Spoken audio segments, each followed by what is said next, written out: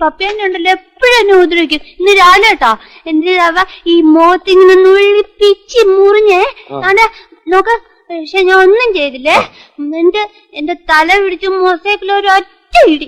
അപ്പൊ ഞാൻ ഒന്നും ചെയ്തില്ലേ. നമുക്ക് ഈ പപ്പിയാന്റെ പിടിച്ച് ഇടിച്ച് പിഴിഞ്ഞ് പിരിച്ച് പപ്പടം പോലാക്കിട്ട് പറത്തിക്കളാണ്. കാസറ്റ് എവിടെ? ഇന്ന് കാസറ്റ് കട ഒഴിവാ. കാസറ്റ് കിട്ടില്ല. യോ എനിക്ക് കാസറ്റ് വന്നു. നമുക്കിന്ന് ടി വി പ്രോഗ്രാം കാണാം. ടിവിയിലൊന്നും കൊള്ളൂല, ചീത്ത. എനിക്ക് കാസറ്റ് വന്നു. നാളെ കാസറ്റ് കാണാം. നാളെ നമുക്ക് ടി വി കാണാം. ഇന്ന് കാസറ്റ് ആണ്.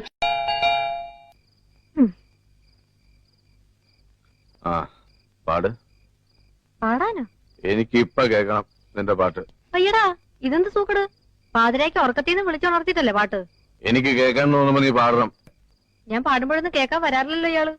എങ്കി ഇപ്പൊ പാട്. ഈ സമയത്ത് പാടുന്നത് കുറുക്കന്മാരാ. നീ പാടില്ലയോ? ഇല്ല. അഖില് പോയി കിടക്ക്. ഞാൻ കിടന്നോളാം. അങ്കിൾ പോയിക്കോ, ഞാൻ കിടന്നോളാം. ഇവിടെ പാടിയിട്ട് ഞാൻ പോയി കിടന്നോളാം. ഞാൻ പാടണം, ഇപ്പൊ തന്നെ പാടണം. അത്രല്ലേ ഉള്ളൂ? അത്രേ ഉള്ളൂ. അച്ഛനതിൽ ഇടപെടണ്ട. വാ, ഇവിടെ ഇരിക്കെ. നല്ല കാറ്റൊക്കെ കൊണ്ട് നമുക്ക് വിസ്തരിച്ച് പാടാം. പാട്.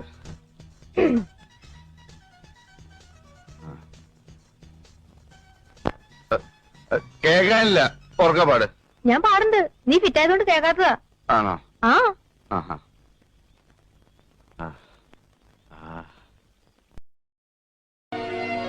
കുറച്ചു ദിവസമായി ഞാനൊരു കാര്യം ആലോചിക്കുന്നു. കല്യാണം കഴിഞ്ഞതിന് ശേഷവും എത്രയോ പേര് സിനിമയിൽ അഭിനയിക്കുന്നു. ഞാൻ മാത്രം എന്തിന് ഇങ്ങനെ വെറുതെ ഇരിക്കണം? അഭിനയിക്കുന്നില്ലെന്ന് തീരുമാനിച്ചത് മധു തന്നെയായിരുന്നല്ലോ. അത് മോശം വേഷങ്ങളിൽ അഭിനയിച്ച് മടുത്തിട്ടല്ലേ? ഇപ്പൊ നല്ല വേഷത്തിന് ആരെങ്കിലും വിളിച്ചോ? വിളിക്കാത്തത് ഞാൻ അഭിനയം നിർത്തിയെന്ന് തോന്നലുണ്ടാവാം. അല്ലെങ്കിലും നല്ലതും ചീത്തയൊന്നും നോക്കുന്നതില് വലിയ കാര്യമില്ല. നമ്മുടെ സാമാന്യ ബുദ്ധിക്ക് നിരക്കാത്ത എത്ര ചിത്രങ്ങളാ തിയേറ്ററുകളിൽ ആളുകളെ കുത്തി നിറയ്ക്കുന്നത്. പെട്ടെന്നാണല്ലോ മധുവിന് തിരിച്ചറിവുണ്ടായത്. ഈ ചെറിയ ജീവിതം മടുത്തു അല്ലേ? ആരാധകർ, സ്തുതിപാഠകർ, ആജ്ഞാനുവർത്തികൾ, വർണ്ണശബളമായ ആ ലോകത്തുനിന്നുള്ള വീഴ്ചയുടെ വേദന ഇപ്പോഴാണ് അറിയുന്നത്. ഉദയേട്ടൻ എന്തൊക്കെയാ പറയുന്നേ? നമ്മുടെ ജീവിതം നമ്മുടെ രണ്ടുപേരുടെയാണ്. അതിലെന്റെ പങ്ക് ഞാൻ ചെയ്യണ്ടേ? ഓ, അതുകൊണ്ടാണ്